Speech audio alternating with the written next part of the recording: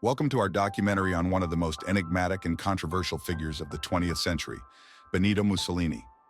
Join us as we delve into the dramatic rise and fall of the man who would become Italy's Duce, shaping the course of history in ways both profound and tragic. In the late 19th and early 20th centuries, Italy was a nation struggling with political instability, economic challenges, and social unrest. The country had only been unified in 1861, and the new kingdom was marked by regional disparities and widespread poverty. It was against this backdrop that Benito Amilcare Andrea Mussolini was born on July 29, 1883, in the small town of Predoppio in northern Italy. His father, Alessandro Mussolini, was a blacksmith and a fervent socialist, while his mother, Rosa Maltoni, was a devout Catholic schoolteacher. This dual influence of socialism and Catholicism would play a significant role in shaping Mussolini's early worldview. As a child, he was known for his rebellious nature and intelligence. There's an anecdote from his school days where young Benito, frustrated with his teacher, stabbed a classmate with a penknife. This act earned him a reputation for being fierce and uncontrollable, a trait that would follow him into his political career. As a young man, Mussolini moved to Switzerland in 1902 to avoid compulsory military service. In Switzerland, he immersed himself in socialist politics, working as a laborer and a journalist. His time here was marked by multiple arrests due to his activism. This period abroad was crucial in developing his radical political ideas. Upon returning to Italy in 1904, Mussolini continued his involvement with the socialist movement. He became a prominent member of the Italian Socialist Party, known for his fiery speeches and charismatic presence.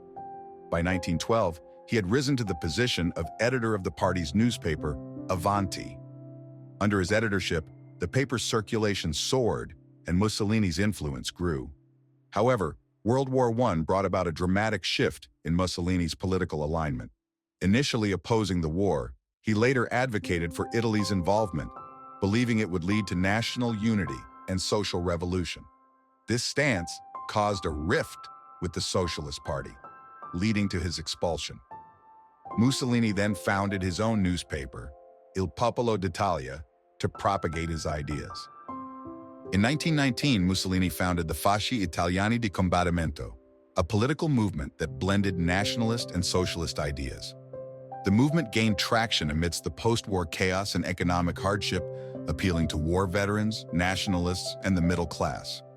One of their early gatherings in Milan's Piazza San Sepolcro, known as the San Sepolcro Meeting, marked the official launch of Italian fascism. The early days of fascism were marked by violent street clashes between Mussolini's black shirts and socialist groups. Mussolini's paramilitary squads, the squadristi, used intimidation and brutality to suppress opposition.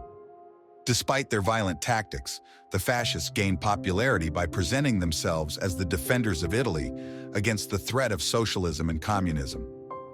By 1921, Mussolini had transformed his movement into the National Fascist Party. Capitalizing on widespread discontent and fear of socialism, he orchestrated the infamous March on Rome in October 1922. With thousands of black shirts converging on the capital, Mussolini demanded the government be handed over to him. Under threat of civil war, King Victor Emmanuel III invited Mussolini to form a government, marking the beginning of his rule. Once in power, Mussolini moved swiftly to dismantle Italy's democratic institutions. Through a combination of legal measures and outright violence, he established a dictatorship. By 1925, Mussolini had declared himself Il Duce, the leader of a single-party state. One of the most significant and controversial events during this period was the murder of socialist leader Giacomo Matteotti in 1924. Matteotti had openly denounced Mussolini and the fascists in parliament, accusing them of electoral fraud and violence. On June 10, 1924, Matteotti was kidnapped in broad daylight by fascist thugs, brutally beaten, and ultimately killed. His body was discovered 2 months later in a shallow grave. The public outcry over Matteotti's murder created a severe political crisis for Mussolini. Despite initial fears that his regime would collapse, Mussolini used the crisis to further consolidate his power, cracking down on dissent and tightening his grip on the country. King Victor Emmanuel III played a crucial role in Mussolini's rise to power. The king's indecision and fear of a socialist revolution led him to make several critical mistakes. During the March on Rome, instead of confronting the fascists with military force, the king chose to invite Mussolini to form a government, hoping to stabilize the country and prevent a civil war. This decision was influenced by the king's underestimation of Mussolini's ambitions and the pressure from conservative elites who saw the fascists as a bulwark against socialism. Mussolini's rise to power was initially supported by a broad coalition. His rhetoric of national rejuvenation and promises to restore Italy's former glory appealed to many Italians disillusioned with the existing political system. The middle class, industrialists and landowners saw Mussolini as a strong leader who could restore order and protect their interests from socialist uprisings. Veterans of World War I, who felt neglected and betrayed by the post-war government, also rallied behind Mussolini, seeing him as a champion of their cause. However, as Mussolini's regime grew more repressive and Italy's fortunes in World War II declined, public support began to wane. By the time of his fall, Mussolini's supporters had dwindled significantly. Open support for Mussolini became rare, and many Italians who had once cheered him now denounced him. The brutal reality of his regime's failures and the devastation of the war led to a dramatic shift in public sentiment. After his execution, the stark display of his body in Milan was met with widespread anger and resentment, reflecting the nation's disillusionment with the man who once commanded such fervent loyalty. Mussolini's ambitions extended beyond Italy's borders.